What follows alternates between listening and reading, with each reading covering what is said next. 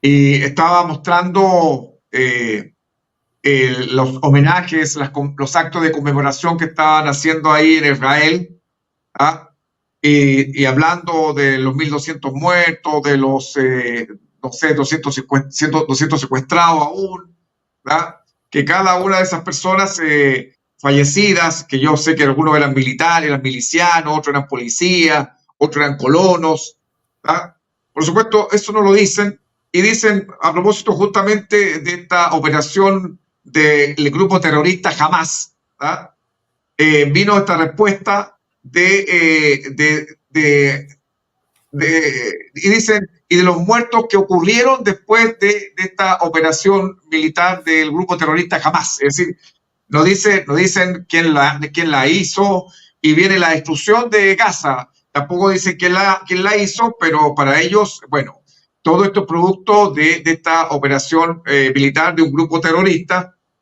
Por eso yo creo que es importante explicarle a nuestros queridos conectados eh, en qué consistió esta operación militar llamada Tormenta al Aqsa, en qué consistió, cuál era el propósito, quién la llevó a cabo y por qué nosotros no le damos ese carácter de terrorista a Hamas, como por supuesto Televisión Nacional, Canal 3 y todos estos hacen gárgara, y pareciera que después el exterminio de estas 43.000 personas fue producto y consecuencial de este acto de terrorismo. Es decir, está todo justificado porque hubo esos 1.200 muertos, entonces tenían todo el derecho a exterminar todo un pueblo producto.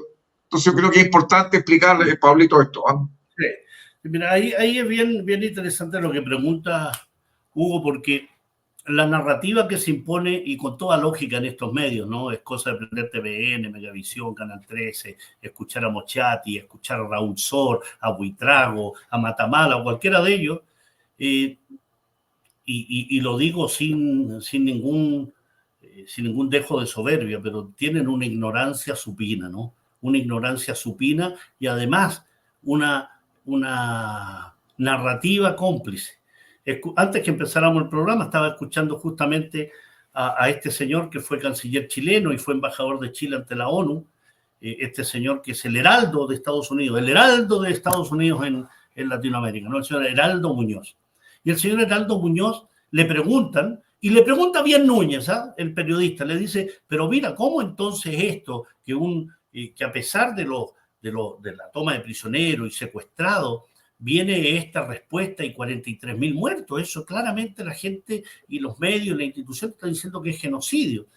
Y lo que contesta Muñoz va en la órbita de lo que se contesta habitualmente. Dice, sí, mira, lo que pasa es que efectivamente Israel tiene derecho a la autodefensa, pero se le pasó la mano, ¿no? En el fondo, el resumen, se le pasó la mano. Pues no, pues no. Y este tipo, Muñoz, sabe muy bien las cosas porque el tipo es un diplomático, sabe del tema, sabe que la autodefensa en una potencia ocupante no existe. No existe. Mira, se me está cruzando mi gato ahí, pero no existe la autodefensa. El único que tiene derecho a la autodefensa es el ocupado. Palestina. ¿Cómo va a tener derecho a la autodefensa el que ocupa un territorio, el que segrega a la población, el que le pone muros, el que le pone vallas, el que tortura, el que detiene? Entonces dice, no, derecho a la autodefensa porque en la operación Tormenta de Al-Aqsa o Diluvio de Al-Aqsa, también dependiendo de dónde lo digan, hubo 250 secuestrados. Así, ustedes, israelíes, tienen hace décadas más de 10.000 secuestrados palestinos en las cárceles, más de 1.000 cadáveres de palestinos que no le han entregado a los familiares. Ustedes tienen detenciones administrativas a miles de palestinos. La detención administrativa es una cárcel sin juicio, sin proceso, sin acusación. Ahí están, pudriéndose en la cárcel. Han muerto más de 100 palestinos después de pasar décadas en la cárcel sin haber tenido un juicio. Entonces, personajes como Muñoz y personajes como estos analistas simplemente no se meten en ese tema porque son temas que mostrarían lo desvergonzados que son en su análisis. El señor Heraldo Muñoz debería decir, aquí Israel está cometiendo genocidio y el derecho a la autodefensa es del pueblo palestino. Podemos discutir que si hay que liberar a los rehenes. 1.200 muertos, 400 de ellos militares, 300 de ellos policías. El resto, civiles aparentes, ojo, porque los colonos en asentamientos sionistas en los territorios palestinos ocupados llevan su arma al hombro permanentemente. Es cosa que vean cómo se pasean por las calles de Tel Aviv o las calles de Jerusalén armados, ¿no? Esos son colonos paramilitares.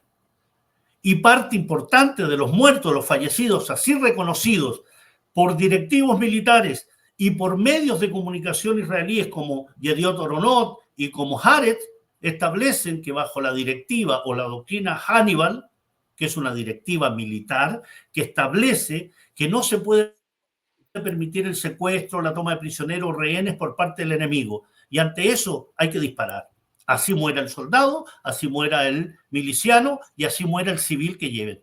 Eso es lo que aconteció en la zona. Entonces la fiestecita tecno, aquella de música electrónica, que lo muestran como el horror. Esa fiesta se estaba haciendo a unos pocos cientos de metros de la frontera, donde al otro lado hay una población bloqueada hace decenas de años.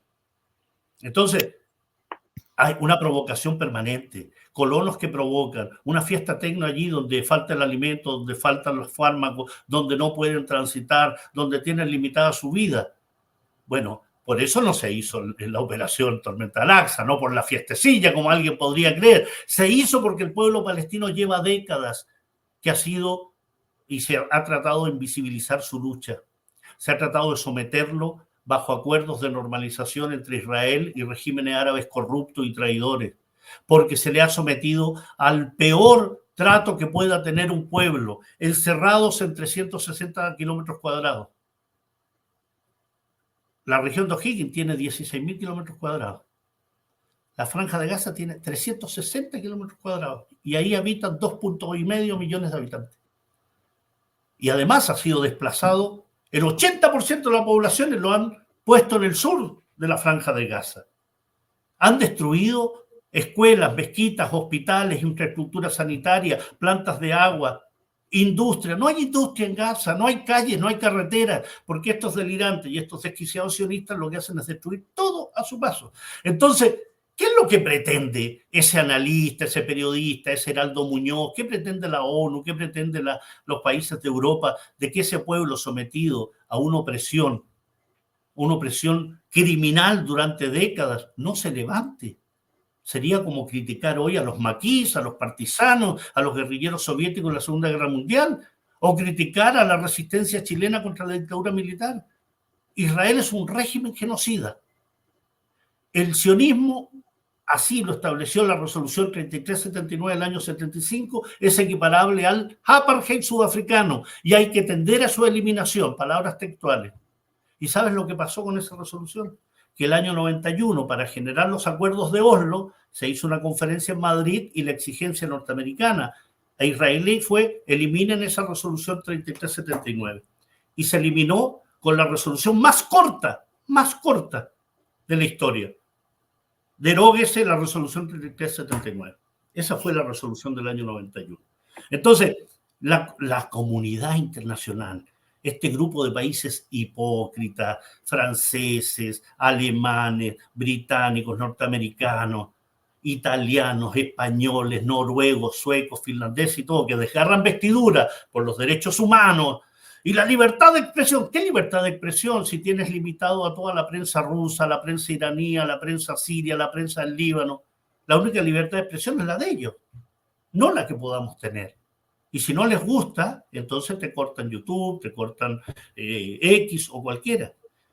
Todo este marco explica que un pueblo sometido durante décadas a opresión, a explotación, a exterminio permanente, a profanación de sus recintos sagrados, los políticos y militares israelíes dicen: los palestinos son animales que caminan en dos patas, los palestinos son serpientes, los palestinos son cocodrilos, las mujeres embarazadas palestinas llevan serpientes en su vientre y tenemos que eliminarlos para que no nazcan más serpientes. Esto no es un invento. Lean a la ex ministra de Justicia y de Educación y ex diputada Gillette Chaquet, quien sostiene que hay que asesinar a las mujeres embarazadas palestinas. Lean a Víctor Lieberman, ex ministro de Guerra, quien dice que hay que tirar una bomba atómica sobre Gaza. Lean al actual ministro de Guerra, Yoav Galán, quien dice al inicio de este proceso de exterminio, dice, hay que quitarle el agua, el alimento y todo tránsito al pueblo de Gaza. Lean a cualquiera de los rabinos ultrafundamentalistas que dicen hay que matar incluso a los bebés palestinos. Lean a cualquier militar, lean a Víctor Lieberman, que les decía, lean a Yair Lapid, a Itamar Ben-Gvir, ministro de Seguridad Nacional, a Bezalel Smotrich, ministro de Territorios Ocupados. Cualquiera de ellos lo que llama es a exterminar a Hamas, incluso ponen edades, dicen, todo palestino arriba de 4 años es un terrorista de Hamas.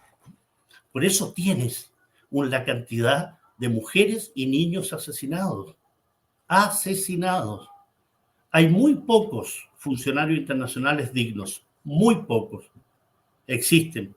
La señora Francesca Albanese, relatora de las Naciones Unidas para los Territorios Ocupados, lo ha dicho con claridad. Lo que se comete en Gaza es genocidio. Lo que hace Netanyahu y lo suyo es crímenes de guerra y lesa humanidad. Y la comunidad internacional tiene que actuar.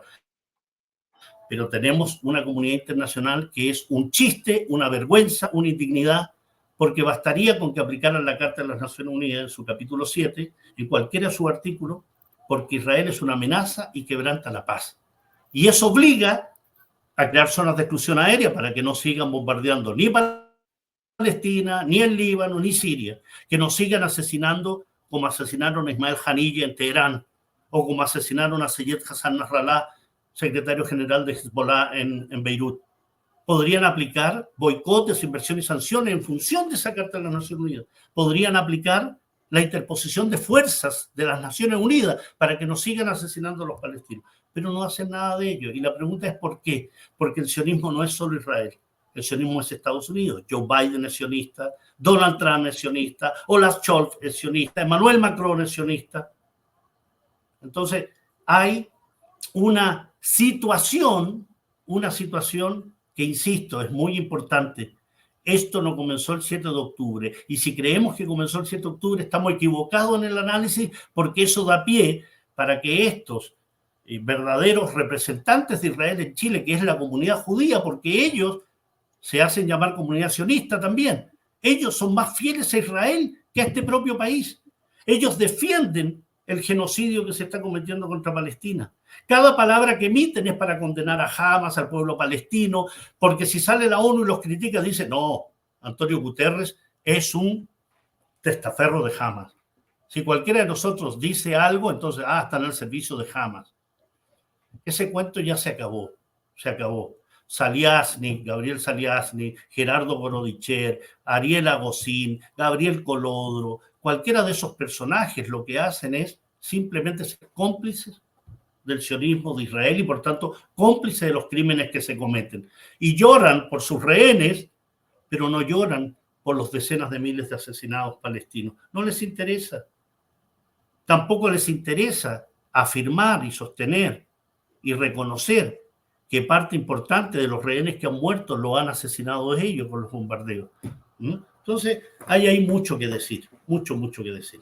Claro que sí. O sea, esto realmente, si tomamos en cuenta que